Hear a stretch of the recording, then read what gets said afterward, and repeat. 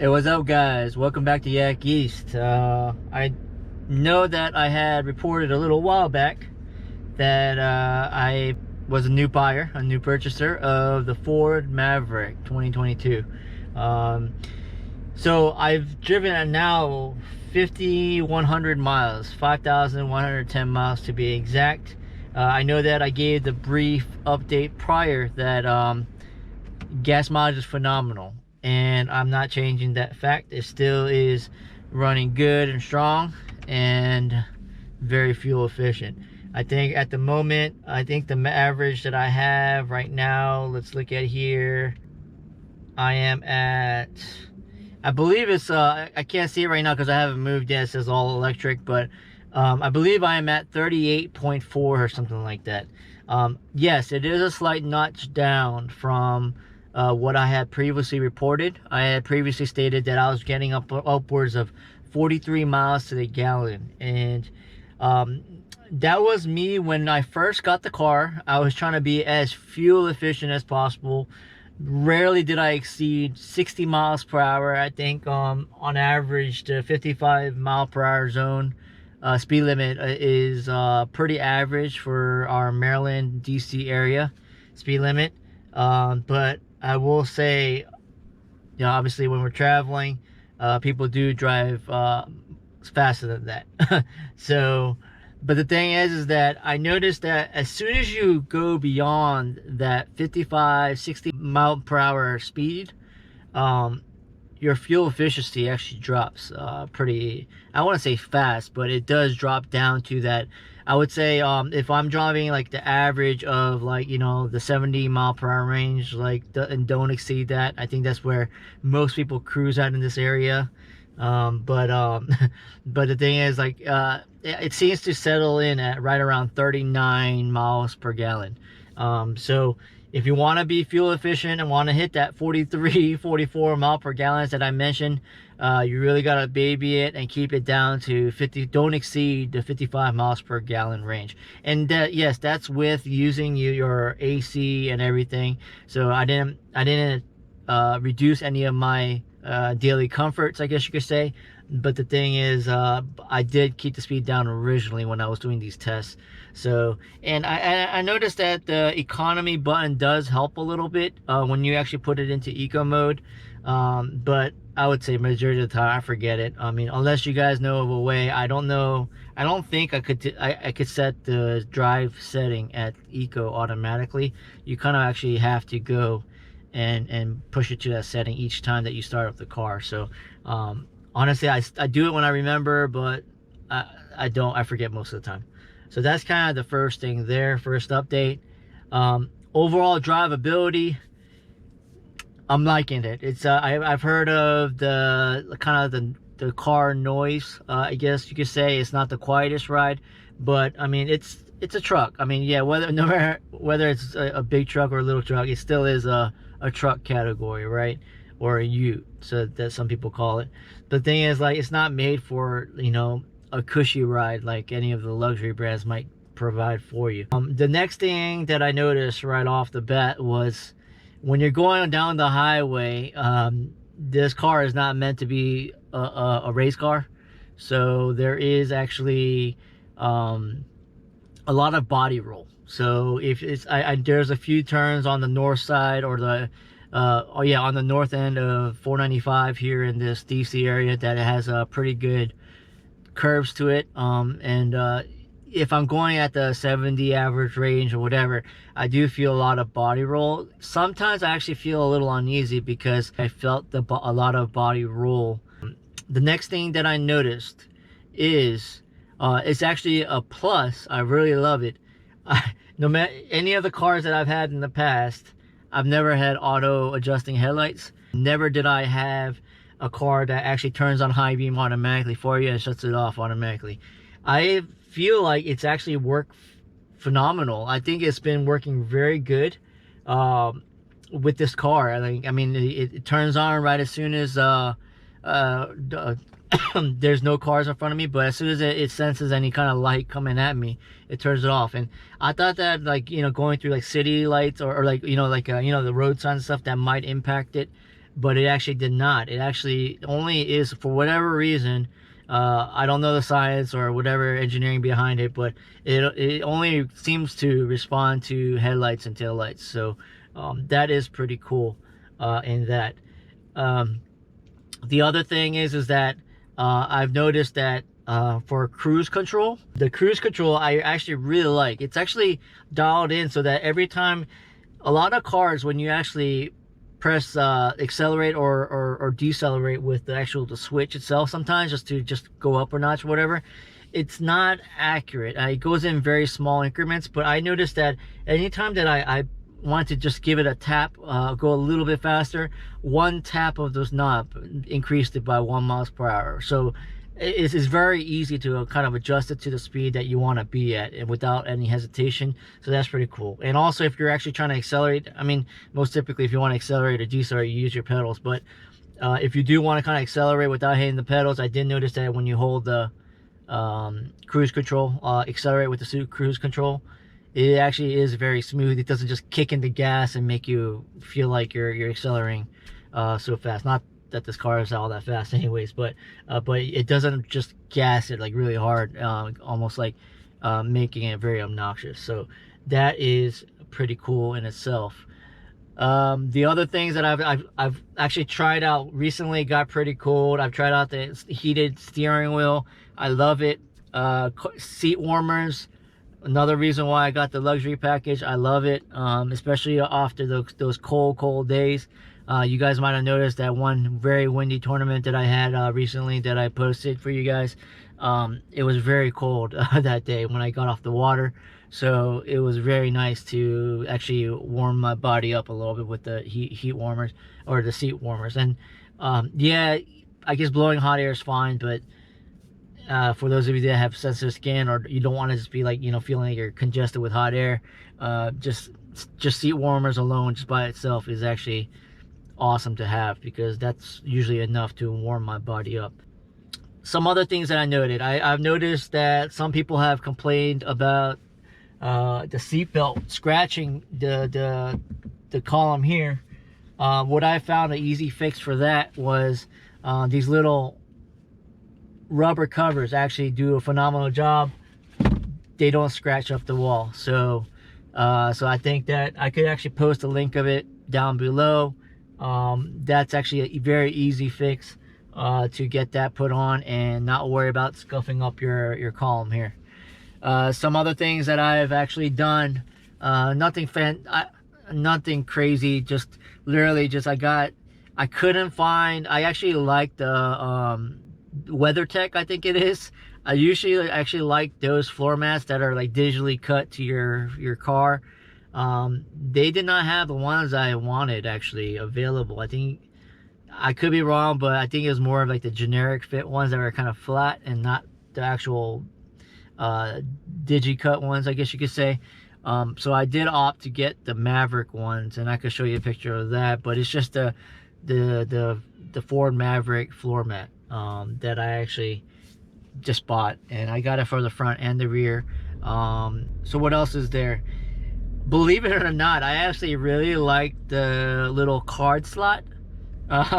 I know it's there because it doesn't because I don't have like the towing and all that stuff, but I'm actually really liking it because in the DC area you pay for parking in a lot of places. So that little ticket that you get, I've lost it before, and you gotta pay the maximum. So just sticking that in there is probably by far the easiest way to not lose it between your seats, or losing it out of your pockets or whatever. That's been phenomenal to have. I've actually used it quite a bit, to be honest, so that is pretty cool. What else is there? Headlights on this car are actually, I'm loving it. I almost feel like these headlights are brighter than some of these old, like, other cars that I have. I don't know about the newer Honda Ridgelines, but I've actually ridden in my friend's car, or actually driven in front of him even, and I've even sometimes called him telling him that his headlights aren't on, and only his daylights were on. But he said that, I mean, that's the way they are, and they're very dim, and I felt like they were dim even when I rode in his car. So I really like the headlights on these cars. They're very bright. Even typically, even if I don't have the high beam on, the whole road is actually lit up. So a headlight is very awesome. So I'm really loving that. Actually, so I've tested the car outlets on these in the car. I've charged GoPro batteries. I've charged Kayak batteries. That's actually pretty awesome, because just the fact that the car itself is acting like a generator, especially when you have especially if you have the hybrid ones. Most of the time you don't even hear it running, really. So you just plug it in and charge your Kayak batteries. So when I get off the water, especially if I'm camping out for like a 2-day tournament or whatever, just leaving the car on and plugging in the battery actually charges it, without you even having to hear your car or worry about the emissions from your car, like blowing into your face, I guess you could say. So that is a definite plus. One of the quirks I didn't like, one of the negatives for this car, was that the monitor is very dim during the day. Especially when it gets sunny and where there's sun kind of coming down, I guess, into the car at certain angles, it gets very hard to see your display. Yes, you could see it. It's not like you're blinded and you're kind of like completely like not able to see it, but it does get very dim. So you do kind of have to focus in on it rather than just kind of quickly glancing and know where you're going, especially when you're using like Google Maps or something like that. So that is kind of a negative thing. I tried to play with the display. I did actually put it at the max brightness, and it still was not bright enough. It does get very dim at certain times of the day, so it's very hard to see. So what I also noticed about the displays actually is that people have mentioned about the screen becoming a little touch sensitive. So I do agree. It is a little annoying that, like, sometimes when you're trying to hit something, you gotta hit it right on the mark. If you're a little bit off, it won't sense it, and you have to actually kind of get it right on the mark to try to get out of it. Or things kind of freeze up a little bit, and it gets a little sensitive, I guess, touchy. So there is that, and I do agree with that. It's almost like this car's the display is a little lagging, maybe outdated. I don't know if Ford is willing to provide an update at a certain cost or for free later on, but I do feel like that that the display is a little sensitive sometimes. So there is that. So I know that I forget what it's called, but it's the regenerative braking, or it's like the braking on the hybrids actually have a charging feature for your battery. So it's cool. I've gotten used to it, especially on a normal driving basis, especially through city. It does kind of kick in and kind of hit hard every now and then, now and again, like most people have said. I've kind of gotten used to it, and I've figured out how to avoid it most of the time. The problem is when you're actually going at slow speeds. When you're going at slow speeds, or you're creeping up. Like in particular, when I am pulling up, I'm in a parking lot, but let's just say I'm looking for something, or a store or something, and I'm kind of cruising along slowly in the parking lot. I stop, and I'm slowly moving down to kind of try to see where I need to go. There are times when literally the brakes kind of hit hard, almost as if the anti-lock brake systems that kicked in, and it's like it slams you hard, and that is kind of annoying, especially when it's like in a drive-through line. When you're trying to order fast food, like literally, like all of a sudden your car is like slamming the brakes, and people are looking at you as if like you've gone crazy or something like that. But it's only happened like, I think I would say maybe 3 times so far.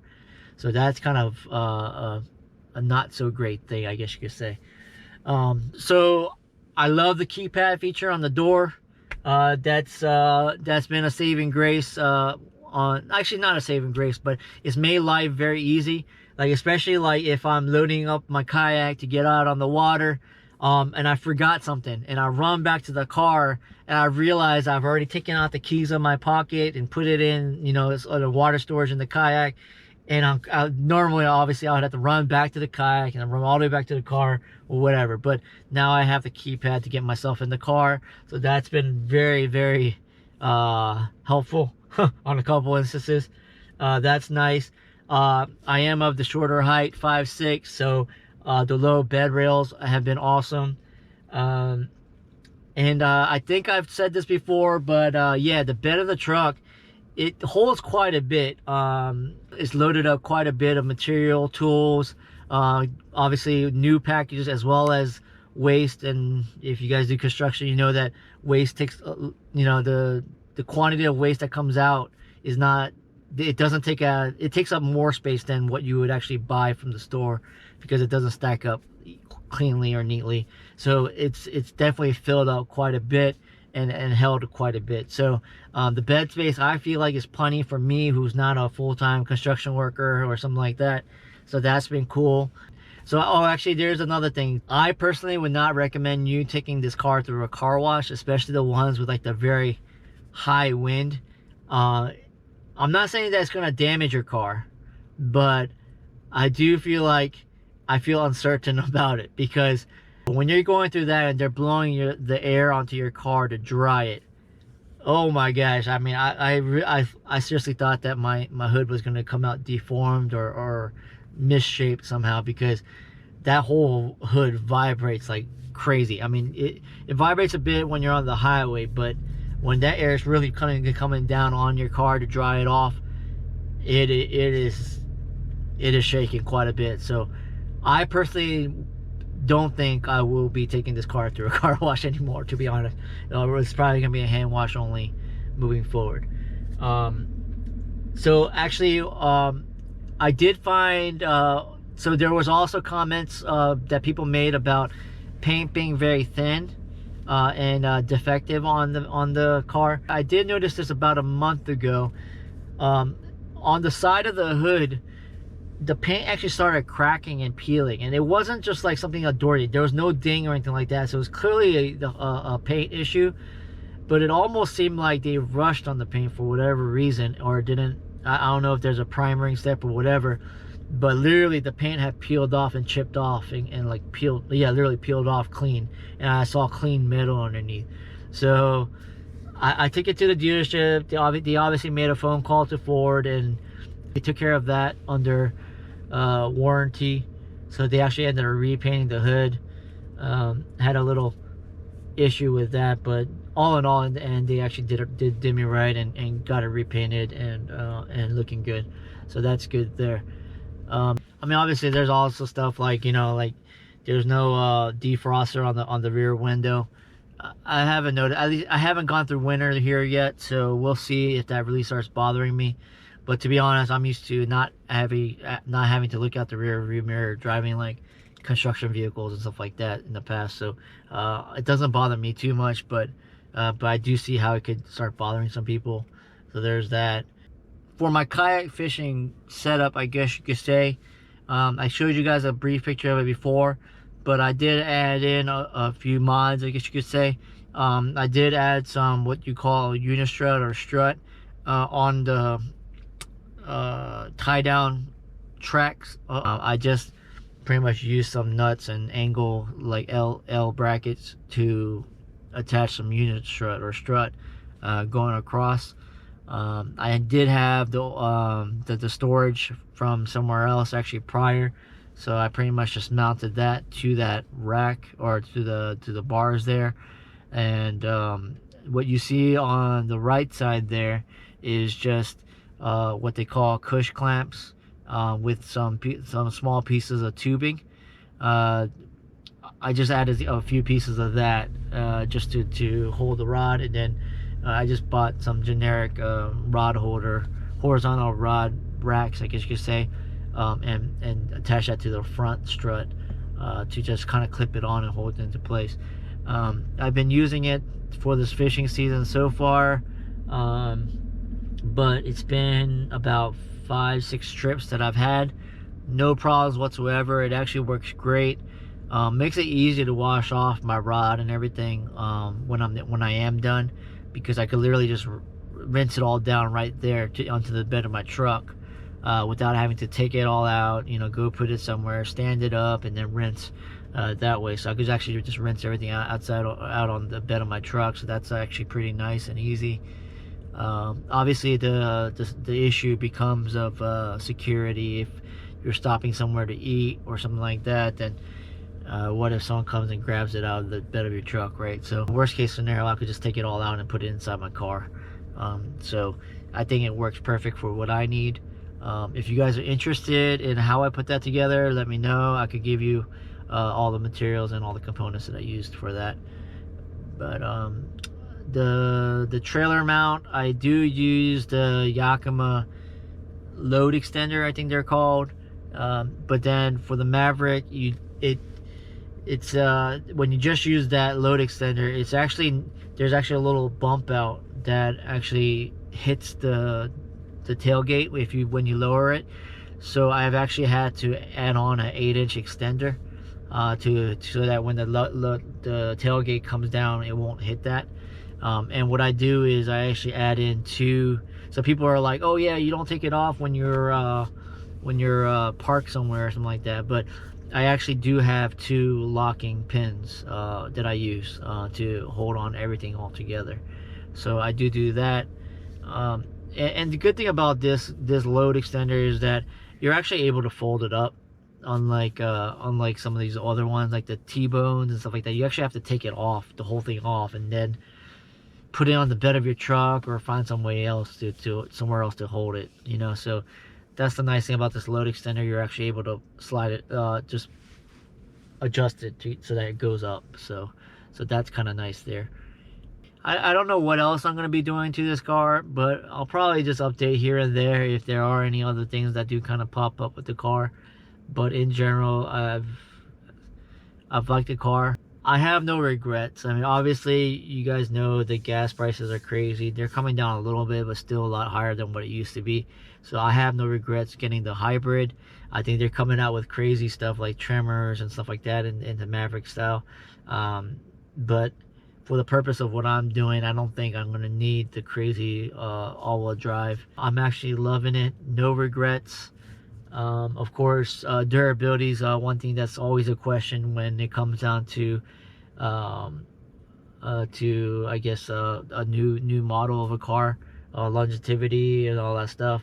Obviously there's issues with Broncos and so forth, but so far I am liking my purchase here with the Maverick. No regrets. Price point still is on key. It's not, I don't think it went up too much in this new model year, so I still feel like it's probably one of the most best bang for the buck truck that you're gonna get. I mean, even when you compare it to your, once again, the Civics, the small SUVs and all that, I feel like it's very much worth it. But other than that, post your comments below, subscribe if you guys haven't already. Hope you guys are getting, like, once again, I hope you guys are getting something out of this, and just let me know if you guys have any questions. And I am usually really good about getting back to your questions and your comments pretty quick. So yeah, just post it below and I will try to help you guys out however way I can. But other than that, thanks for tuning in.